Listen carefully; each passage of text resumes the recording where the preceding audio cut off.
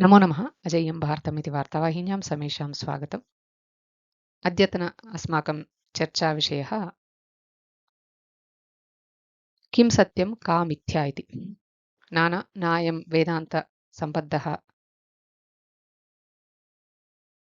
विषयः, अपि तु साम्प्रतम् अस्माकं जगति यत् प्रवर्तते, विशिष्य अत्याधुनिकसाङ्केतिक उपकरणानां प्रभावः, तद्वारा मिथ्याजगतः प्रकल्पनं, तद्विषये ईषत् विचारयामः वयम्। ब्रह्मसत्यं जगन्मिथ्या इति वेदान्तवचनं। मिथ्या जगति सर्वं सत्यमिव सन्दृश्यते, न तावन्मात्रं तद्गतानुभूतिरपि सञ्जायते जीवेषु। यद्यपि स्वप्नः अवास्तवम्, असत्यं, माया, मिथ्या इति जानीमो वयं, किन्तु तद्यदा प्रवर्तते, अर्थात् स्वप्नकाले तु अस्माभिः पञ्चज्ञानेन्द्रियैः मनसा च वास्तवप्रपञ्चे यद्यदनुभूयते तत्सर्वं यथा तथम् अस्माकम् अनुभवपथम् आयाति इति समेषाम् अनुभवसिद्धमेव। अस्माकं परिवारः, बान्धवाः, मित्राणि, धनं, सम्पत्तिः, ज्ञानं, किमधिकं जीवस्य सम्पूर्णजीवनमेव मिथ्या इति। एवञ्च इदं केवलम् अस्माकं शरीरं केवलं सत्यज्ञानसम्पादनाय, मोक्षसिद्ध्यर्थं वा ब्रह्मज्ञानिकलक्ष्येण कल्पितं किञ्चित् उपकरणमिति मन्यन्ते स्म अस्माकं पूर्वजैः। अत एव उक्तं सा विद्या या विमुक्तये इति। मायाजगत् इति अस्माभिः यति परिगण्यते, तस्मिन् जीवने अधुना नैकानि इन्द्रजालमहेन्द्रजालानि सन्दृश्यन्ते। पुरा मयस्य सभा, इन्द्रप्रस्थादीनाम् उल्लेखः भारतीयपुराणेतिहासेषु अस्माभिः श्रुतं, तन्न कपोलकल्पितम् इत्यपि प्रतिभाति अधुना। अस्माकम् अद्यतनविषयं प्रत्यागच्छामश्चेत्, डीप् फेक्, विनूतनसङ्गणकशिक्षितसंविधा, तया विविधविनूतनप्रयोगाः, तस्य प्रयोजनानि, दुष्परिणामाः इति अस्माकम् अद्यतनचर्चाविषयः। सद्यैव कस्याश्चन प्रसिद्ध अभिनेत्र्याः मिथ्याचित्रमुद्रणम् एकं सामाजिकमाध्यमेषु अस्माभिः दृष्टं, बहुधा वितरितञ्च। ईनां घटनां मनसि निधाय अधुना एषा चर्चा प्रवर्तते सर्वत्र, यत् एतेषां प्रागतिकसाङ्केतिकप्रविधीनां दुष्प्रयोगाः के, तान् निवारयितुं कीदृशः नीतयः विधेयाः इत्यस्मिन् अंशे बहवो वैज्ञानिकाः, नीतिशास्त्रनिपुणाः, सामाजिकविषयविश्लेषकाः विचारयन्तः सन्ति। तच्चर्चातः पूर्वं केयं प्रविधा, अस्याः सत्प्रयोजनानि कानि इति ज्ञात्वा दुष्प्रयोजनानां विषये विचार्य तेषां निवारणोपायान् पश्यामः वयम्। आदौ किमिदं साङ्केतिक उपकरणं, कथमस्य कार्यं प्रचलति। कृतकशेमुषि अर्थात् आर्टिफिशियल् इण्टेलिजेन्स् तादृशमेकम् अध्यासमित्रं, यः शिशुवत् अस्माभिः प्राशितदत्तांशान्, अर्थात् based on the data we feed, तत्सर्वं सम्पठ्य तस्मात् स्वयं शिक्ष्यति। विविधस्रोतेभ्यः सङ्गृह्य ज्ञानं संवर्धयत्यपि। उदाहरणरूपेण, यदि वयं विविधपुष्पाणां चित्राणि तेषां नामभिः साकं प्रदर्श्य शिक्षामश्चेत्, तस्मात् पुष्पविषयम् एकं प्रदर्श्य अस्य नाम किम् इति पृच्छामश्चेत्, इदमुपकरणं तत्सर्वं परिशील्य तस्य नाम अस्मभ्यो दातुं शक्नोति। वस्तुतः तत् पुष्पम् अभिज्ञातुं शक्नोति इति वक्तव्यम्।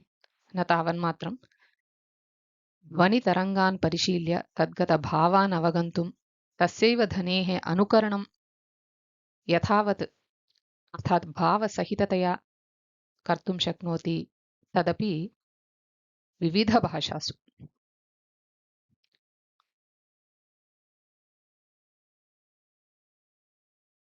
वर्बलेट् इति काचित् कृतकशेमुषी प्रतिरूपविशेषः अर्थात् AI model, artificial intelligence model, तद्वारा वयं ध्वनिमुद्रणमेकं प्रदर्श्य अथवा श्रावयित्वा तदुपकरणं तत्सर्वं सम्पठ्य यथावत् तदनुकर्तुं विविधभाषासु अनूदितुं दत्तं प्रबन्धं यत्किमपि अन्यत् प्रबन्धं तद्गतभावैः सह पठितुं शक्नोति अयम् AI मॉडल। ऊह्यतां पक्षीणां जन्तूनां भाषाम् अवगन्तुं शक्नुमः अनेन। दिवङ्गतानां गायकानां कण्ठतः नूतनगीतानां श्रवणं शक्यते। न तावन्मात्रं ध्वनेः अनुकरणम्, अनुवादः, ध्वन्यनुगुणतया अधरसञ्चालनक्रमेणापि सर्वं सुष्ठु सङ्गच्छेत तथा विधातुं शक्यते अनेन। दृश्यश्रवणचित्रक्षेत्रे अस्य प्रविधेः प्रयोगः विनूतनतया नवनवोन्मेषशैल्येन कर्तुं शक्यते।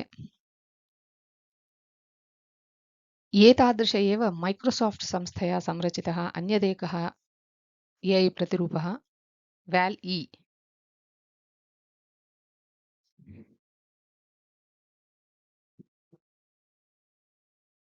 अयं ध्वन्य अनुकरण उपकरणं केवलं 3 सेकेण्ड् घटितध्वनिमुद्रणं विश्लेष्य याचिकानुरोधेन सर्वं सम्पादयति इति। इमानि केवलं कानिचन उदाहरणानि।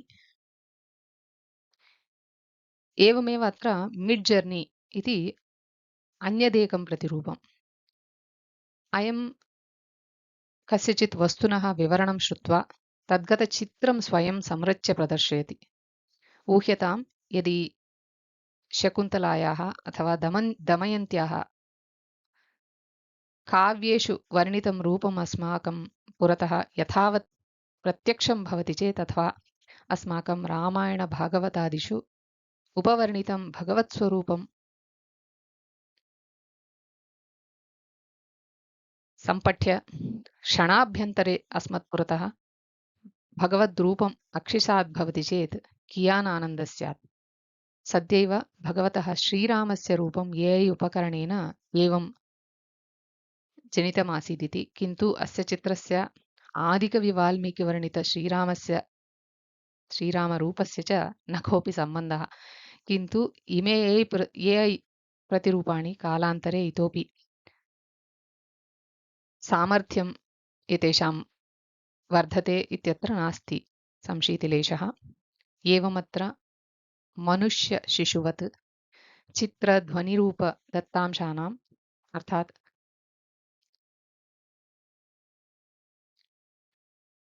पिक्चर एंड साउंड डेटा तान् विश्लेष्य तद्गत ध्वनि भाषादि नैकानां विषयाणां ज्ञानं सम्प्राप्य चित्रध्वन्यनुकरण प्रबन्धरचना चित्रमुद्रणानि इत्यादि कार्याणि शीघ्रतरं सुलभतरं मितव्ययकरं च कर्तुं प्रभवन्ति इमे कृतकशेमुषी प्रतिरूपाणि। किन्तु एतस्य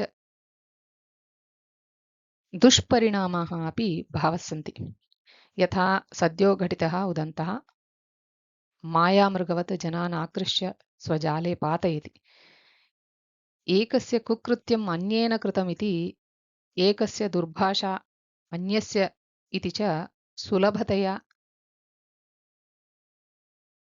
निरूपयितुं शक्नुमः। अनेन कदाचित् धन, मान, प्राणादीनामपि नष्टः अनिवार्यतया भवति विविधसमाजेषु। एतन्निवारयितुं कृतकशेमुषीप्रयोगः नियन्त्रितव्यः विविधदेशेषु च, सर्वत्र प्रपञ्चे।